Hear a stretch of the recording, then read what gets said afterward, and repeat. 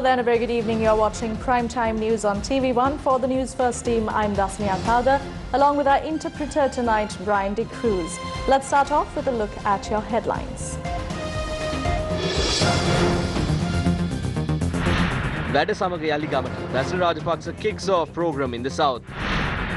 Local government bodies in a mess as budget votes take place. Cabinet approves proposal to investigate handing over 49% of the ECT to India's Adani Group. Cabinet පත්‍රිකාවට අනුමැතිය ලැබිලා තිනවා. ඒ එක පත්‍රිකාවක් විතරයි ECT පර්යන්තයේ සම්බන්ධයෙන්. Minister CB's strong stance. මෙතනින් පස්සේ මගේ අමාත්‍යංශයෙන් පස්සේ තව කෙනෙකුට මේක ඉටු කරන්න. සූදානමක් නැහැ මම උත්සාහ කරනවා බැරි නම් මම. Don't follow online recipes for purported COVID cures. State Ministry of Indigenous Medicine warns.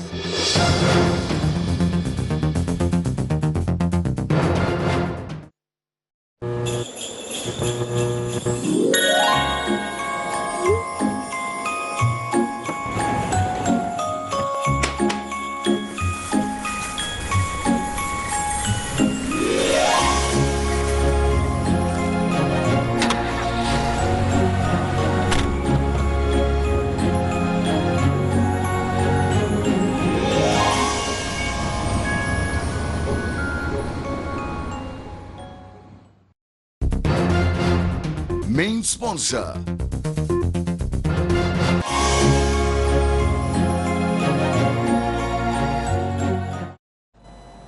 In local news, President Gotabaya Rajapaksa paid homage to the Bellangwila Rajamahaviharaya last evening.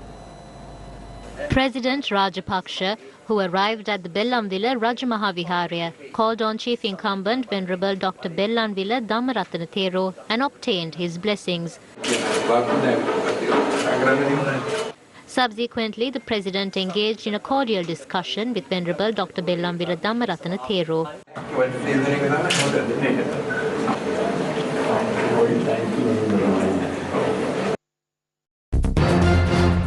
Main sponsor.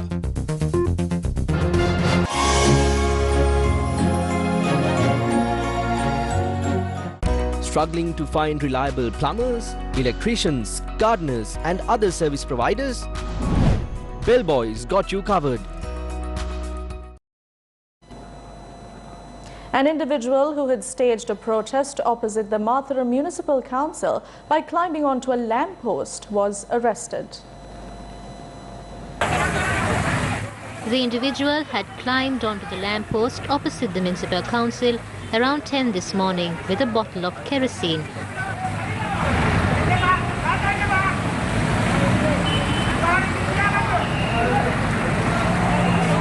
Our correspondent said the man had staged the protest, claiming that the by-road leading to his house had been blocked due to a wall constructed by the Municipal Council. Police said vehicular movement was hampered due to the protest staged opposite the council. Thereafter, officials at the council, together with the police, took action to bring the individual down from the lamppost.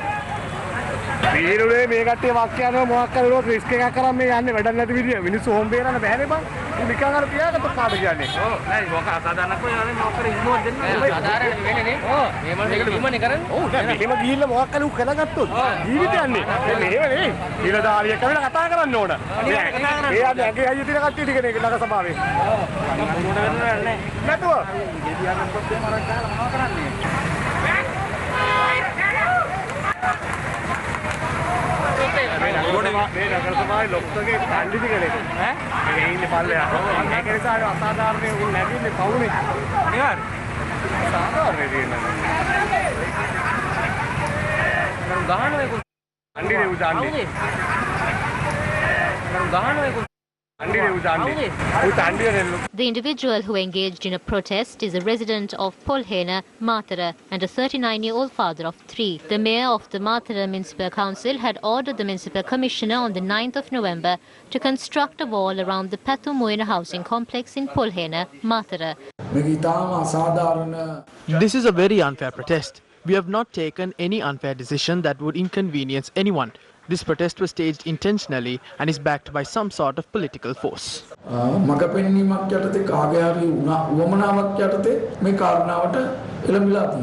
The protester is currently under custody. Police said he would be charged with obstructing public movement. Local administrative units, including municipal councils, urban councils and Pradeshya Sabhas, are key components in Sri Lanka's political system. The services that can be rendered by these institutions are immeasurable, given their involvement throughout the life of the people. However, the people are now forced to distance themselves from these institutions due to the conduct of the representatives in these bodies. A tense situation arose today at the Ampara Urban Council that is led by the Sri Lanka Podu Jana Peramuna. This was after the chairman of the Urban Council had decided to approve the second reading of the 2021 budget without a vote. The budget had been defeated after the first reading on the 12th of November. Accordingly, it was expected to be passed after making the relevant amendments today.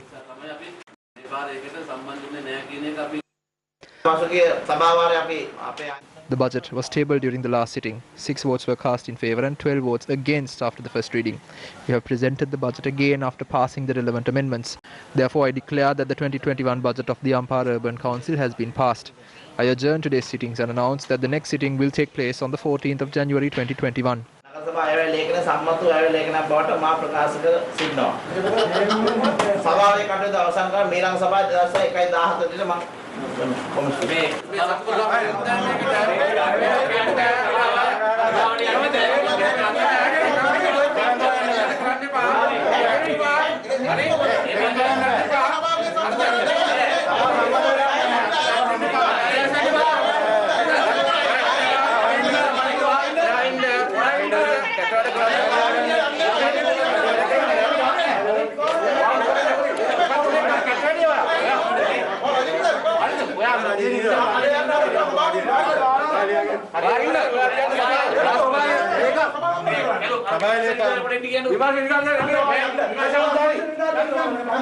The chairman of the Ampara Urban Council turned down repeated requests made by councillors seeking a vote on the budget.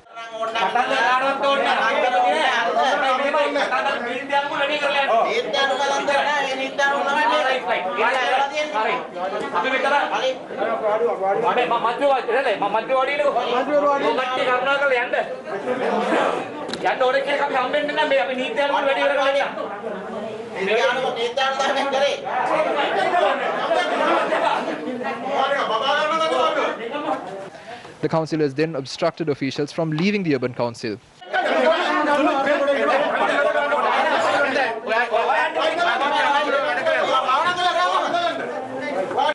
The police had been called in to bring the situation under control.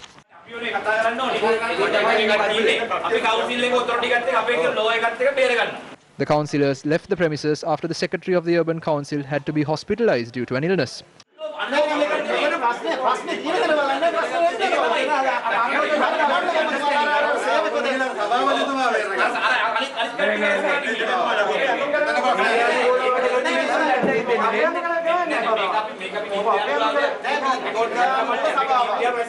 Meanwhile, the 2021 budget of the Balangod Urban Council, that is controlled by the Sri Lanka Podu Jana Peramuna, was defeated for the second time today. The budget was initially defeated on the 4th of December and was tabled again in the council after making the relevant amendments. Only 1 vote had been cast in favour of the budget during the second reading, while 9 votes were cast against. Tensions were sparked in the chamber after the mayor declared the passage of the budget using the powers vested with him.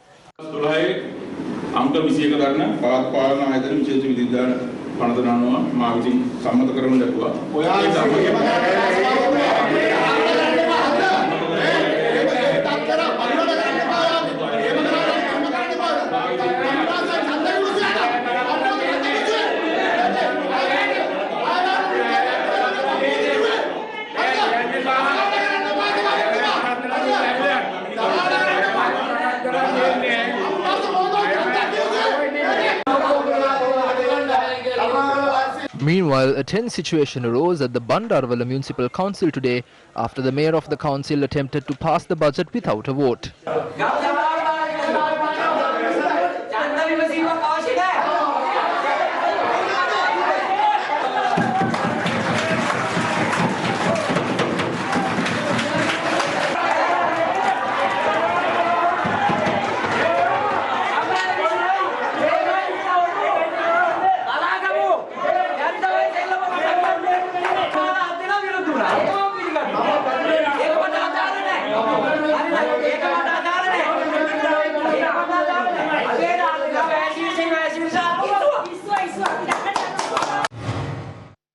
Political rifts have arisen between provincial councillors elected into power to inquire into the problems and the well-being of the people, while contributing to the development of infrastructure in their localities. However, the budgets of these provincial councils have failed to receive approval in recent months, mainly due to political factors, including the crossover of councillors and the collapse of political alliances. Some provincial councils have failed to at least pass an interim budget due to these reasons. These were some of the incidents that had taken place at local administrative units in the last month. The 2020 budget of the Chilao Urban Council, controlled by a ruling coalition between the United National Party and the Sri Lanka Freedom Party, were defeated. The budget of the Samagi Janabalawegaya-led Gangawata Korale Pradeshiya Sabhava was defeated. Tense situation arises during the 2021 budget debate at the Baddegama Pradeshiya Sabha. Tensions flare at the Walapane Pradeshiya Sabha, controlled by the Sri Lanka Podujana Peramuna, seeking a secret ballot for the budget vote. Complaint filed with the Commissioner of Local Government complaining that the budget of the Balangoda Pradeshiya Sabha was passed illegally. The budget of the Mayanganaya Pradeshiya Sabha, controlled by the United National Party, was defeated for the third time. Tensions flare at the SLPP-led Jayala Pradeshiya Sabha. Allegations levelled against the legal authority of chairman citing the interim budget defeat on the 12th of November. Kalutara Pradeshiya Sabha gripped by a tussle for the post of opposition leader. Tensions arise at the Veligama Urban Council, controlled by the United National Party, after the 2021 budget receives approval. Sessions of the Udapalata Pradeshiya Sabha in Gampala disrupted after budget defeat. Are the councillors elected to resolve the problems of the people fulfilling their responsibility? This question remains unanswered. The proposal on the holding of the Provincial Council election was presented to Cabinet today. The Cabinet meeting, which commenced at 5 p.m, concluded about an hour ago. The Subject Minister Janaka Bandara Tennakone said that the President, the Prime Minister as well as SLPP National Organiser Basil Rajapaksa have instructed that the Provincial Council elections be held as soon as possible. Diverse views are being expressed by government parliamentarians on the need to conduct the provincial council elections. There are units affiliated to provincial councils. Even though the 13th Amendment has vested functions with provincial councils through the concurrent list, an election has not been held for them to materialize. Therefore, I wish to clearly state that the provincial elections must be held.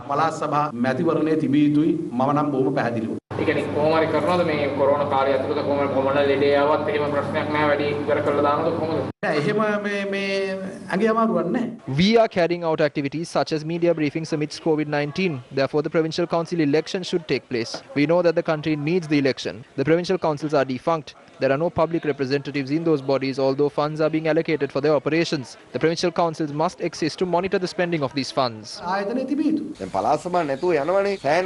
We have continued to operate without provincial councils. Any issue has not arisen due to its non-existence. Eventually, we managed to save large sums of money that would have otherwise reached the provincial councils. In other words, we saved the money that would have been used for the maintenance of the Chief Minister. We admit that there is a need for the devolution of administrative powers, but it must be discussed when preparing a new constitution. The new constitution must address whether provincial councils are required or whether we would have to explore alternatives such as district councils. The process of formulating a constitution must be expedited within a limited time frame. The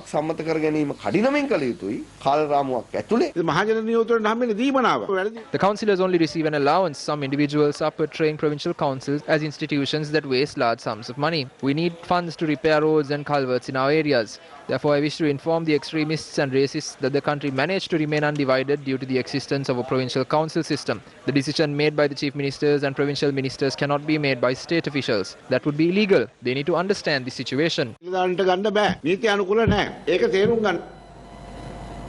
The Southern Province Committee meeting of the Vada Samaga Yaligamata National Programme was held in Mathura today under the auspices of Basil Rajapaksa. Matters identified through the Gama Samaga Pilisandarak village level program have been incorporated in the 2021 budget, and these proposals will be implemented through the government's Vada Samaga Yali Gamata initiative. The meeting of the committee representing the Southern Province was held at the Ruhunu University Auditorium and was attended by several ministers and MPs. Basil Rajapaksa instructed all politicians and state officials of the Southern Province to support this program to develop the country in all sectors. The plans we formulated prior to establishing the new government did not incorporate the effects of COVID-19. We can identify the year 2021 as a year of change. We have two options. If we work hard, we can develop our country into a leading nation in the world, and if we don't, our country will weaken and fall into a deeper mess. Ratings agencies and financial institutions are attempting to brand us as a bankrupt country. They are questioning our debt repayment ability. These institutions did the same thing several years ago. Tourist arrivals to the country have been nil since March this year. Exports declined drastically and foreign remittances declined during the first few months of the COVID-19 outbreak. The debt stock was at its highest when we took over the government. At a time when all sources of foreign inflows to the country have been halted, we successfully met all our debt obligations for the year. Our exports reached $1 billion, higher than the corresponding period last year. Foreign direct inflows to the country are gradually increasing. On one hand, when ratings agencies are trying to create an adverse picture of the state of our country, foreign investors are showing more interest in our country. විදේශ ආයෝජකයෝ වැනි ආයෝජන ඍජු ආයෝජන එමින් අපේ රට ගැන බලාපොරොත්තු තියෙනවා. The first phase of the Gaming Gamata Dorin Dorata countrywide membership promotion of the Samagi Jana Balavegaya commenced in Dikwella, Mathura today. The program is headed by the leader of the opposition, Sajith Premadasa. COVID-19 මර්ධනය කිරීම උදෙසා දැන් එන්නත් නිර්මාණය එක පැත්තකින් Pfizer BioNTech එන්නද තවත් පැත්තකින් Oxford AstraZeneca එන්නද. Various vaccines have been produced across the world. There's a US-German Pfizer vaccine and another vaccine produced by the Oxford University in the UK. But the ruling party in our country claims that these vaccines need to be further tested. However, the leaders who envision Sri Lanka to be another Singapore claims that the vaccine should be tested further. However, Singapore has already purchased the vaccine for its entire population. Canada has also placed orders for the Pfizer vaccine. So what is our country's policy regarding the vaccine? Many countries have surpassed Sri Lanka and have already placed orders for the vaccine. I urge the government to refrain from telling the people that the vaccine will only be brought down during the latter end of next year. If they do make such a statement, that itself would be sufficient to confirm that this government has failed to serve the general public. The ruling party should have planned the entire process from March this year. But what did they plan instead? Approve the 20th Amendment and obtain a two-thirds majority. But did they ever plan about a vaccine? Any successful government should ideally form agreements with the manufacturers of the vaccines. After the testing process is complete, we should place the orders. Is this how the country and its people are protected? I urge the government to refrain from asking the general public to purchase these vaccines by claiming that they were purchased by the manufacturers at a cost. මූලික පරීක්ෂණයකින් පසුව එන්නතේ හොඳ නොහොඳ ලබාගෙන අපි යනවම් කරන්නට මෙහෙමද අපි රටක් ජනතාවක් ආරක්ෂා කරුණා කරලා කියන්න එන්න එපා. එන්නත ගත්තේ සල්ලි වලට එම නිසා රටේ ජනතාවත් එන්නත ගන්නට සල්ලි දෙන්න ඕනේ කියන කතාව නම් කියන්න එපා. It was revealed today that a cabinet paper has been approved to develop the East Container Terminal of the Colombo port together with the Adani Group in India. This revelation was made by the Minister of Ports and Shipping Rohitha Abhigunawardena at a media briefing held today. The cabinet paper that was approved was only one paper on ECT. The previous government was ready to sign an agreement with Japan and India to obtain an indefinite loan from Japan. We intend to divide the loan into blocks and take on a loan while investing ourselves in order to activate the terminal.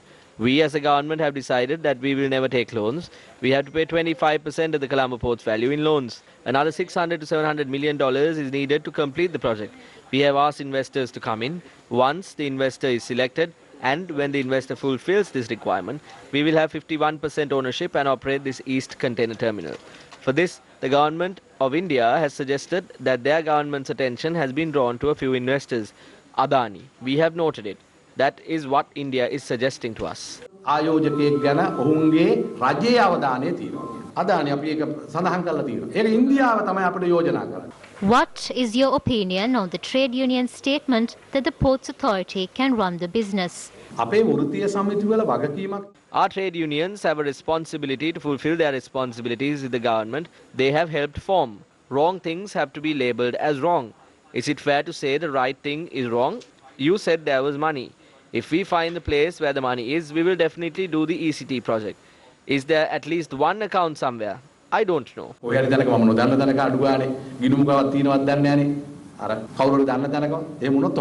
Can't a local investor develop the Eastern Terminal? If there is a local investor, we can do this. But there is a question as to whether a local investor can be found operating at that scale. If a local investor comes forward, I am ready to talk even tomorrow.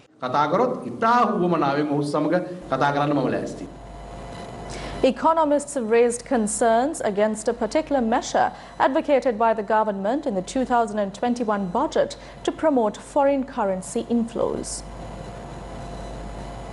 Economists point out that the government is offering incentives to attract money into the country which have been generated illegally and not declared for tax purposes. They made these claims citing the third paragraph in page 44 of the 2021 budget speech that was delivered in Parliament on the 17th of November this year. Accordingly, the statement reads, and I quote, "For the benefit of the country, I request from all entrepreneurs to utilize the funds hidden locally or internationally in order to evade laws relating to taxes and foreign exchange. It is expected to make legal provisions to provide a tax pardon to entrepreneurs, thus utilizing funds for any investment facilitated by this budget under the payment of taxes amounting to 1%. End quote. Economists stress that at a time when Sri Lanka's credit rating has been downgraded by all three rating agencies, such short-sighted measures will only further weaken investor confidence in the country. The government has to make about $5 billion in foreign loan payments in the next 12 months. They brought in this new budget proposal for 2021 where the government invited folks who have quote-unquote hidden money both locally and overseas to bring the money in to banks, make it legal by paying a 1% tax. Now the issue is, would this invite once again the Financial Action Task Force to look at the whole operation on anti-money laundering and counter-terrorist financing, which means we go back to where we were. When this money is brought back in, there could be folks here who are not being regulated under the central bank. How will all that play the bigger picture of creating a credible jurisdiction in Sri Lanka? So the government has to really think about whether they are doing the right thing, particularly when we are in such great need for foreign currency. Sri Lanka's dollar bond rates fell in the wake of the downgrading last week. According to Bloomberg statistics, as at Friday, dollar bonds maturing in 2023 were at about 66 cents on the dollar, while it was worse for securities due in 2030 at 57 cents. Outward pressure in the domestic market prevails, with the outstanding stock of treasury bills and bonds held by foreigners decreasing by 11.55% during the week ending 9th December this year.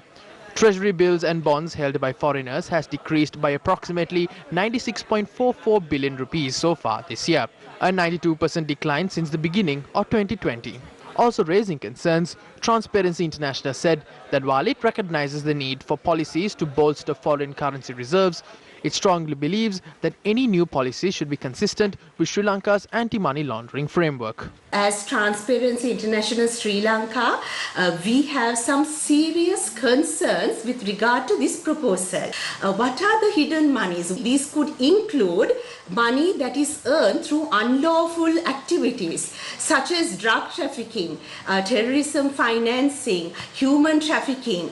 Now, when we open doors and provide this kind of tax amnesty, we also take that huge risk of enabling these funds to come into the country. The Sri Lanka and other countries globally are provided a ranking by the Financial Action Task Force in terms of how strong our anti-money laundering and counter-terrorism financing framework is.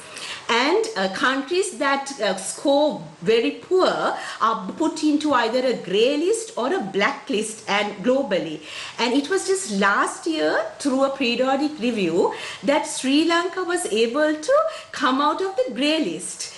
So now, by opening the doors for all the hidden monies to come in, we run the risk of being put back into the grey list. What are the implications of being put back to the grey list? Foreign investments, definitely check about our ranking there. Then entities that provides us foreign funding, foreign loans, these will be severely impacted if Sri Lanka is back in the grey list. In May this year, concerns were also raised against the steps taken by the government to enact a no questions asked policy on deposits of foreign currency. The government introduced the special deposit accounts on the 8th of April this year to overcome the effects of COVID-19 on rupee depreciation.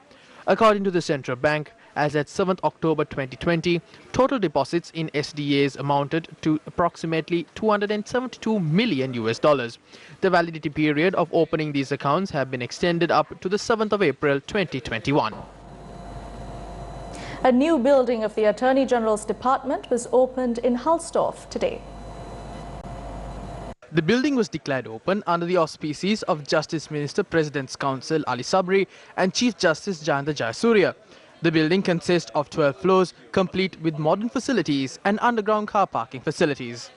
I have advised the police on an umpteen number of occasions during this pandemic, twice to reduce the overcrowding in prisons. I gave advice in April, strict, precise guidelines, and for reasons which are unknown to me, those guidelines, those instructions were not implemented by the IGP. Then again, I was asked, on that occasion, the Honourable Minister made a request from me to advise the police to reduce the overcrowding in prisons. And that advice went in late November, and that has been implemented. But unfortunately, this situation may not have been as grave if my advice was carried out in April, and we are not responsible for the overcrowding in prisons. When I'm the Cabinet Minister of Prison Reforms also, it's a separate ministry, but when I brought them for a discussion, I saw stars. I knew this is coming, unfortunately. 8,000, our capacity to hold in the prisons is 11,000. We had 33,000 people there, 8,000 convicts, 25,000 remandees. So we think that remanding is a kind of a punishment. We have forgotten Article 13(5) of the Constitution. So we just remand people. The Assistant Agrarian Development Commissioner in the Ratnapura district has said that an investigation would be launched into the loss of fertilizer in bags that were distributed to farmers in Ambilipitia recently. The Assistant Commissioner Kumari Gamathige made these remarks upon visiting the fertilizer storage facility in question today.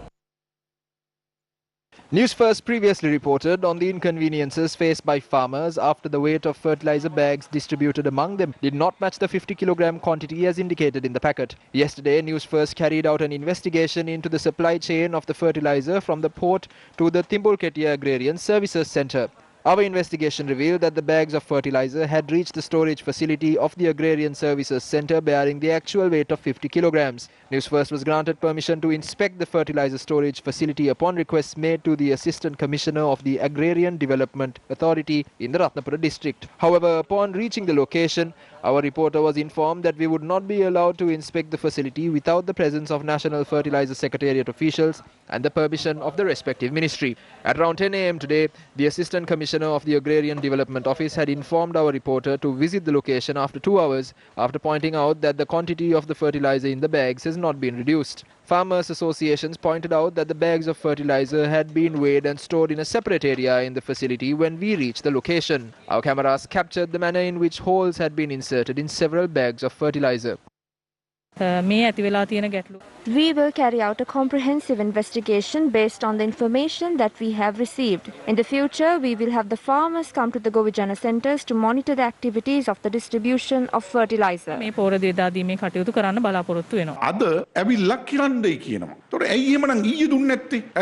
Today they are asking that the bags be weighed. Why did they not allow this yesterday?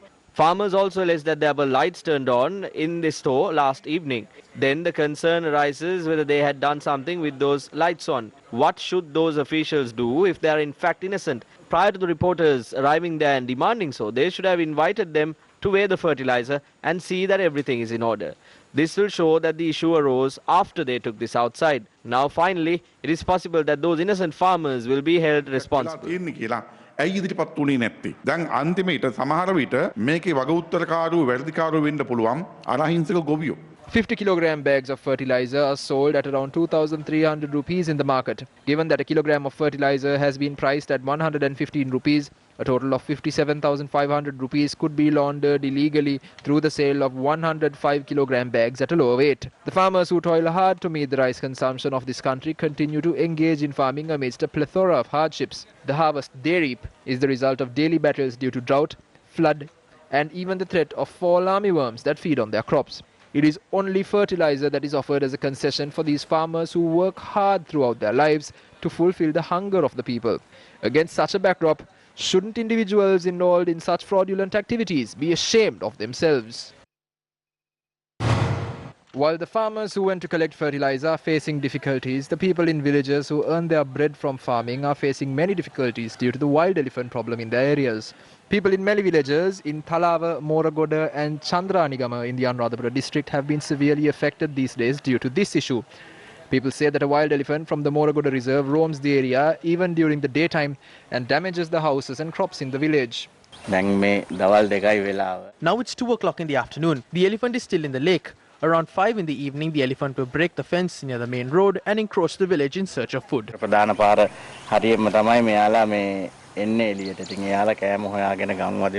This is how the elephant that had encroached the village at around 4 a.m. yesterday had broken into a shop in the Moragoda area and taken away a bunch of bananas from the shop.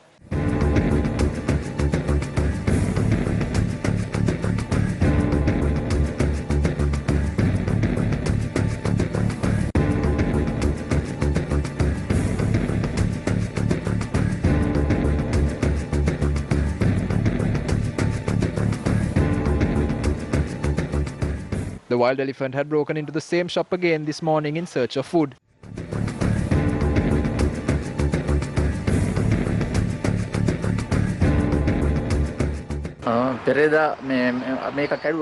The day before yesterday, the elephant broke in, and when we tried to chase the elephant away, it tried to attack us.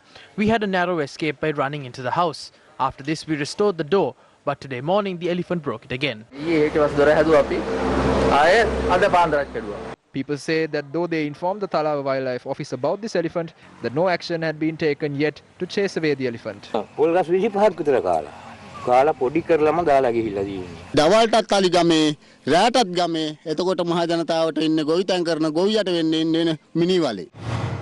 During the past 14 days, 2 wild elephants were killed when they were hit by vehicles travelling at night on the Hambantota-Colombo main road in the Ambalantota to Veeravilla stretch. One of the baby elephants died in an accident that occurred on the 3rd of December and the other died on the 10th of December after being hit by a car. The individual travelling in the car was also injured and taken to hospital. People point out that the reason for these accidents is that the street lights have been switched off for a distance of 15 kilometers in the Ambalantota to Veeravilla stretch, and there are no billboards to warn the drivers about these elephants. People and animals are in danger. There is not a single billboard saying that there are animals in this area. When an elephant passes, it crashes into vehicles. Both human and animal lives are lost because of this. Herds of wild elephants roamed the road last afternoon. As the night dawned, this is how they crossed the road.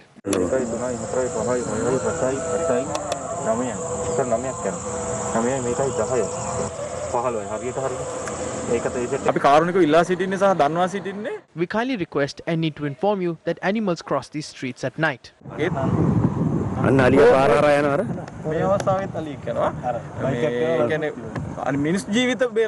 Even now, an elephant is passing by. We urge you to save these lives and we hope that we will get a solution to this problem soon.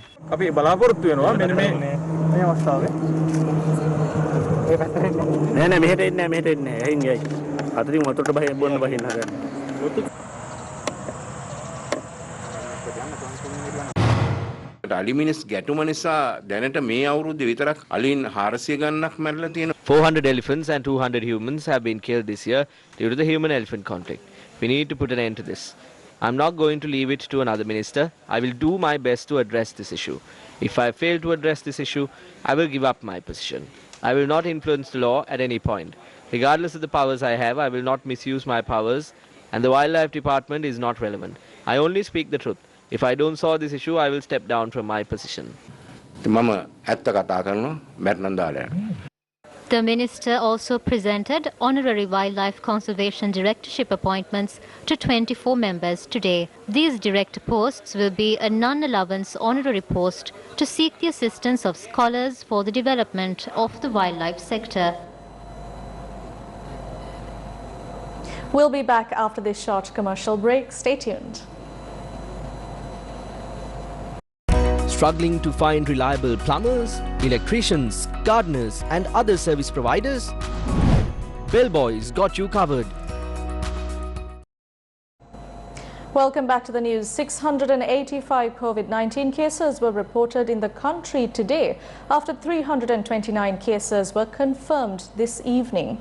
According to the Department of Government Information, 325 among these are associates of the Paliagoda cluster and 4 of them are from the prison cluster. There are 9,017 active COVID-19 cases in the country. Also, 2 COVID-related deaths were confirmed a short while ago, bringing the total number of COVID-19 related deaths in the country to 154. The Health Sciences Authority of Singapore has approved the Pfizer vaccine, with the first shipment due to arrive in Singapore by the end of December. This is announced by the country's Prime Minister today. In a televised address on Singapore's COVID-19 situation, Prime Minister Lee Hsien Loong said the Health Sciences Authority has studied the scientific evidence and clinical trial data for the Pfizer-BioNTech vaccine, and vaccination will be made free for all Singaporeans and long-term residents. We built up a diversified portfolio of options to ensure that Singapore would be near the front of the queue for vaccines and not last in line. The Health Sciences Authority has approved the Pfizer-BioNTech vaccine for pandemic use. The first shipment should arrive by the end of this month, making Singapore one of the first countries to obtain this vaccine. My cabinet colleagues and I, including the older ones, will be getting ourselves vaccinated early. This is to show you, especially seniors like me, that we believe the vaccines are safe. We have decided to make vaccinations free for all Singaporeans and for all long-term residents who are currently here. Meanwhile, the Maldives has announced that it hopes to begin COVID-19 vaccination by the first quarter of 2021. COVID-19 vaccines are expected to be offered free for 20% of the Maldivian population under the COVAX facility of the World Health Organization. Maldivian health authorities say that talks are being held with other countries to offer the vaccine for the remainder of its population as well. While the usage of the Pfizer-BioNTech vaccine has been approved by certain countries, the Oxford, Sinovac and Sputnik vaccines are in the final stage of clinical trial. However, the distribution of the Pfizer-BioNTech vaccine has proven to be challenging, as it requires to be offered in 2 doses and needs to be stored at a temperature of -70 degrees Celsius. What are the arrangements made by Sri Lanka to obtain the vaccine? The Deputy Director General of Health Services, Dr. Hemantha Herath, said that the World Health Organization has agreed to offer vaccines for 10% of the country's population by mid-next year.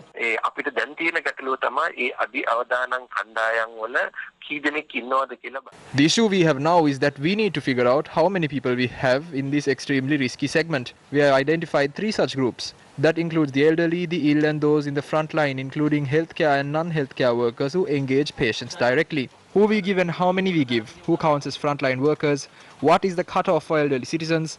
These are all things that we will need to discuss as it takes time. At the moment, the Health Secretary has appointed a coordination committee for this matter with 3 subcommittees. The first of them are looking at how to decide on these groups. The second is looking at the logistics required to finalize the transport details, and finally the last committee is handling the price as well as sourcing of funds for this.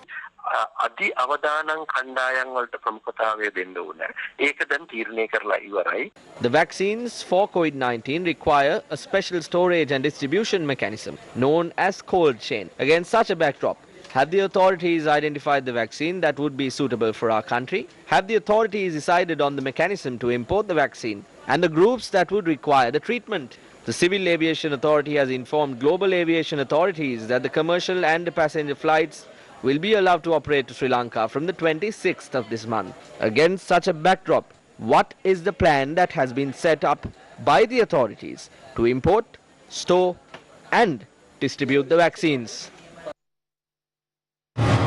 The State Pharmaceutical Corporation has called for tenders to purchase rapid antigen testing kits once again. The call for tenders issued by the State Pharmaceutical Corporation states that these bids are being made for the purchase of 500 rapid antigen test kits. It also states that suppliers who can apply for the tenders called must be registered with the National Drug Regulatory Authority. However, when Newsfirst inquired about the matter, the National Drug Regulatory Authority said that only one company in the country is currently registered with them to bring down the rapid antigen testing kits. COVID rapid antigen kits We have companies registered to provide two types of rapid antigen test kits, one in Korea and the other in Germany. Both of them are for the same company. As one other company has also come forward, the final half of the evaluation process is underway, and if it is good, one day soon, we'll register it too. There's a series of evaluations from the beginning to the present. We will validate them and register the samples as soon as they arrive. දෙවතාවකදී 50,000 බැගින් මේ ශනික ප්‍රතිදේහ ජනක පරීක්ෂණ කට්ටල සෞඛ්‍ය අමාත්‍යාංශයේ ප්‍රයෝජනය සඳහා ලබාගෙන තියෙනවා. The Health Ministry has ordered 50,000 rapid antigen test kits on 2 different occasions. It is reported that the World Health Organization has granted us 100,000 rapid antigen test kits, and it is reported that we are to receive a further 100,000. This amounts to about 300,000, and as of now we are aware that about 15,000 test kits have been carried out. And as of now we are aware that about 15,000 tests have been carried out. That means that a very small proportion of tests have been carried out in comparison to the capacity. The question arises, why local purchases on a small number such as 500 is being called for at a time when there is a large excess in terms of tests that remain. කිනම් අවශ්‍යතාවයකටද කියන ප්‍රශ්නාර්ථය අපිට මතුවෙනවා. An international symposium on multi-hazard early warning and disaster risk reduction commenced in Colombo today. The virtual symposium has been organized by the State Ministry of National Security, Home Affairs and Disaster Management and the Disaster Management Center. The inaugural session was held at the BMICH today and was streamed online. It aims to promote the availability and application of research, science and technology to support the implementation of the Sendai framework for disaster risk reduction. The program was attended by many stakeholders in the fields of disaster management, disaster risk reduction and multi-day hazard early warning. The international symposium was declared open by Director General of the DMC, Major General Sudanta Ranasinghe, State Minister Chamal Rajapaksa and a Secretary to the State Ministry of National Security, Home Affairs and Disaster Management, retired Major General Kamal Gunaratne, took part in the event virtually. The symposium will go on till the 16th of this month and will see many issues in disaster risk reduction being discussed. All the content of the symposium will be peer-reviewed with the assistance of the University of Huddersfield in the United Kingdom and the University of Moratuwa.